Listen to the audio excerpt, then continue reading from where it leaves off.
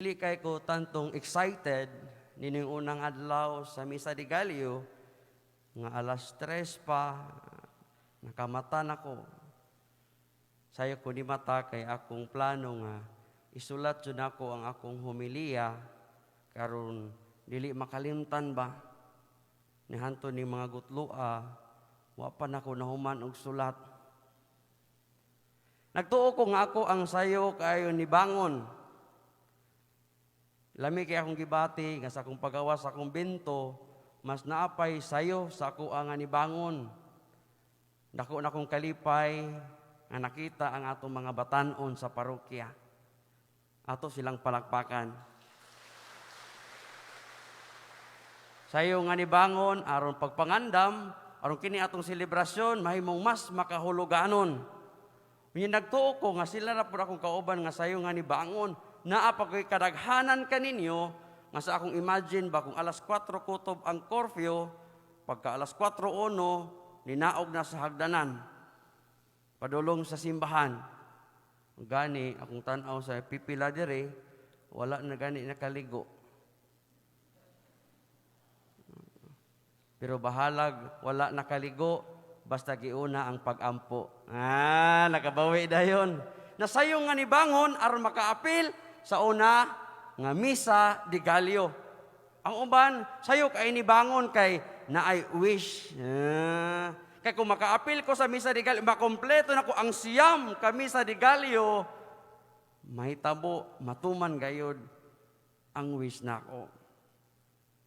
Unsa ka ang wish ninyo? Tanaw kay sa mga dagway, barag naghingangup kaayo, mao ni akong wish karon nga unta makumpleto ang 9 days Misa de Gallo, ihatag sa Ginoo. Ang akong wish karong Misa de Gallo, unta makumpleto pod nako, nga unta makadawat kog regalo gikan ninyo. Para kang kinsa ang imong pagmata karong buntaga. Unsa hinungdan nganong nisayo ka og mata.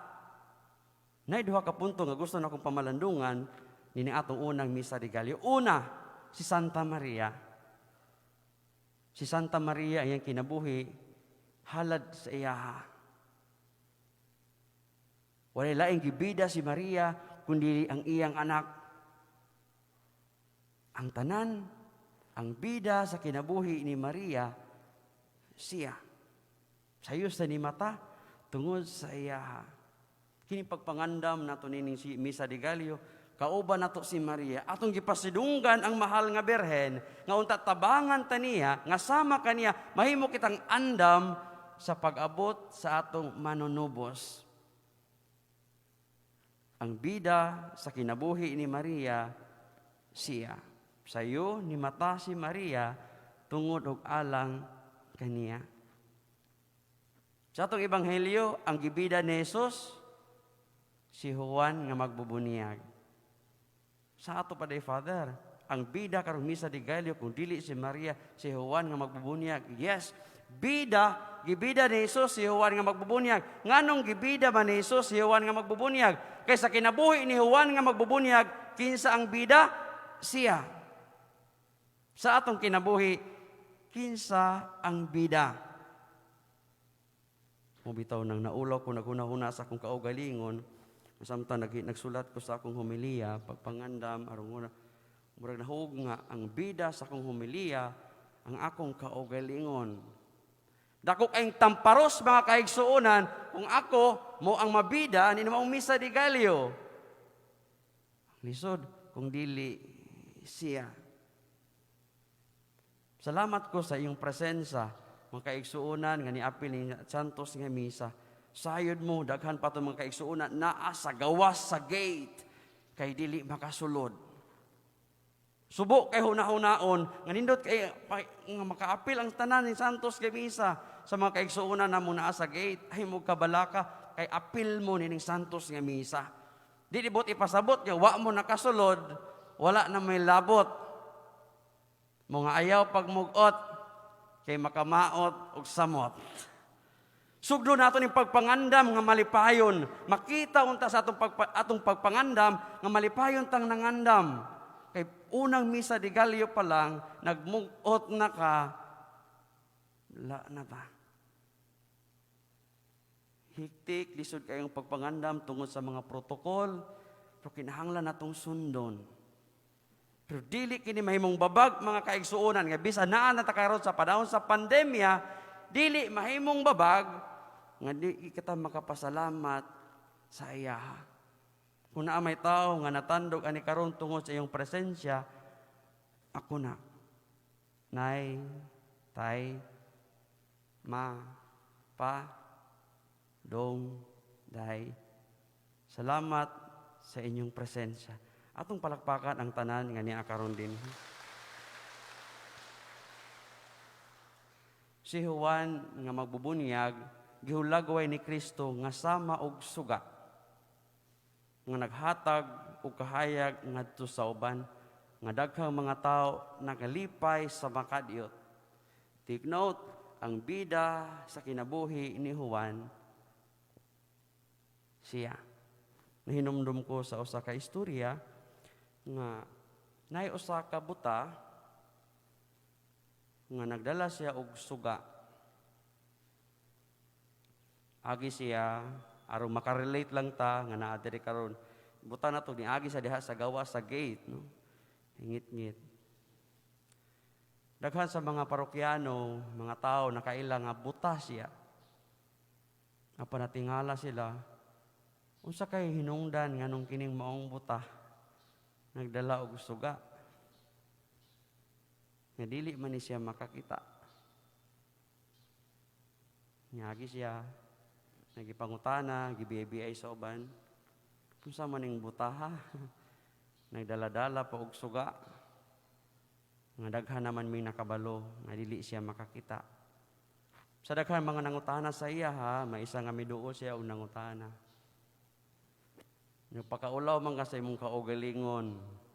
Imo lagi pakaulawan, imong kaugalingon kay kabalumi nga ikaw usa ka buta o ikaw mismo nasayod nga ikaw buta, dili makakita sa siga sa suga nga imong gidala. Anong dala-dala pa man kag suga? Mitubag ang maong buta og biingon.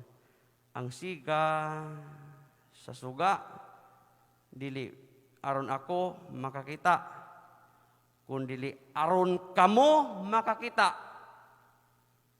tungod sa siga sa suga. Ang siga sa suga dili alang sa buta, kundili alang sa makakita nga naay mata, nga naay buta, nga nagdala og suga, aron dili siya madasmagan, dili siya maligsan. Mga kaisuunan, sugot mong sa dili, sama kita sa maong buta.